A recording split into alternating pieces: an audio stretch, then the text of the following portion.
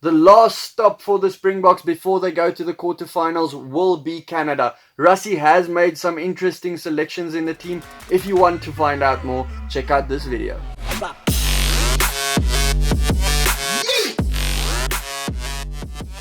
Welcome back to SkinnyBru Rugby, guys. So as I said, this week the Boks face Canada in their last pool game, and the Boks will probably finish second in the pool with New Zealand facing Italy.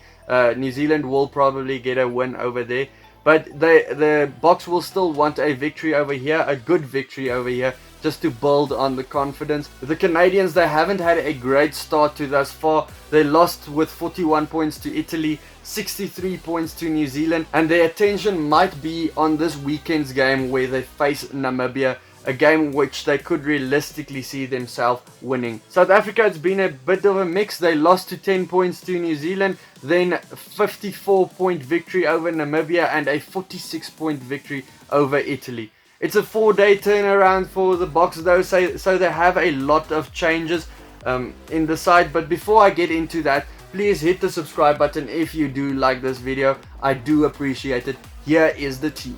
Up front for the Boks, they have Thomas du Toit, who starts a game, and then with Vincent Koch is the other prop, while Brits is back at his preferred position at the hooker. They are up against Baidens, Quatrin and Ilniki. The scrums hasn't been great for Canada, so I think the front row of the Boks have been really good, so they will probably out-scrum the props in this one. The second row combo for the Boks is a new one. RG Snyman, nickname The Undertaker, and then Mostert, nickname Sauce or Sauce if you are Canadian. It is a very movable second row. Both of them have slick hands. Both of them are quite quick, so it's going to be interesting how Olmsted and Bailey goes up against them.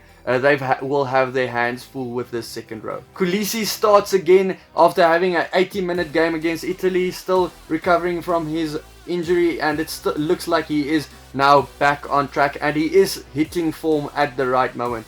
Kwagga Smith, the 7-star, he's going to inject some pace to that forward pack, and then Francois Lowe is going to make a nuisance of himself, really competing at the rucks. They are going up against Rumble, Heaton, and then the man that you will be familiar with if you watch the Super Rugby, Ardron, who plays for the Chiefs. He is also a guy who will really compete against the Boks. Kobus Reinach finally gets a start at number 9. He is the third choice at the moment, so he will want to show what he can do, what he has been doing in his English club to thus far this year. Elton Jantjies, he is at number 10. He's had a poor game against Namibia, so he will want to improve from there. And then for the Canadians, they have full match, and then Nelson, who really impressed me against the New Zealanders. He can hit the gaps. He is very quick as well. So it's going to be interesting how he handles the pressure. The center pairing for South Africa is quite interesting. The Enigma Frans Steyn, he starts alongside Damian de Allende, who is playing on the outside center this week. Both of them are crash ball runners, but Damian de Allende at number 13 could be a little bit of a different dynamic.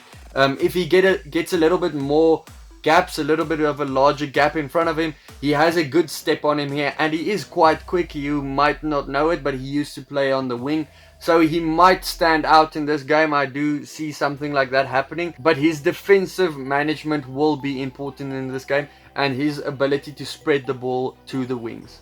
They are up against Hearn and Trainer. The centers struggled against the New Zealanders, especially when the fullback joined the line, so they may have some of the same problems this week, especially if you look at who is at fullback for the Boks. I'm going to get into that now.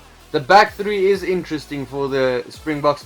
The first time we're going to see Nkosi at the left wing instead of the right wing, so it is a little bit different. The defensive structures is a little bit different. Stepping off a different hand, passing to the different side usually. It's just small things that he has to work on. So we'll see how it goes. But I think this is just to put some pressure onto Mapimpi, because Nkosi has put pressure on Colby, so Colby has performed. Some pressure on Mapimpi might work in his favor as well. Especially with the defensive structures, and Nkosi is a little bit better than Mapimpi with the defense.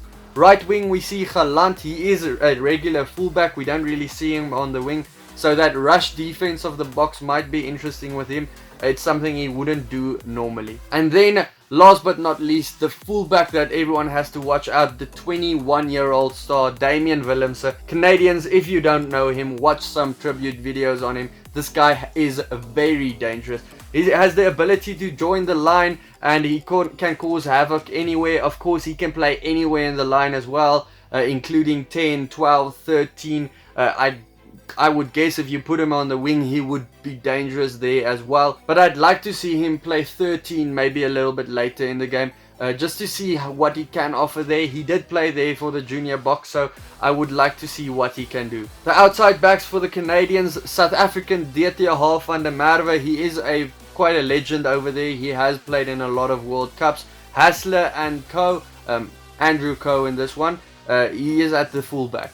The bench for South Africa, it's Marks, Kitsoff, Malherbe, Etzebeth and Pieter Steph II, Herschel, Jantjies, Pollard and Leroux. So the bench have all the big guns, all the big names are coming up in the second half. So Canada might fear that. Canada, they have Pefero, CS Duru, Tierney, Lawson, Shepherd, McKenzie, O'Leary, and then Giuseppe Dutoit. I'm not sure if it's a Dutoit or Dutoit from South Africa or France. I couldn't get any other information on the guy either. He is still 24 years old. But if you maybe know anything, you could let me know in the comments below. Look, the Boks are obvious favorites in this one, but I think the first half is going to be interesting, especially with that backline still finding their feet, because it is a very shuffled backline. So I think it will take a little bit of time for them to get into gear. South Africa will dominate the scrums and the lineouts if you go on what we've seen so far, like they did against Namibia.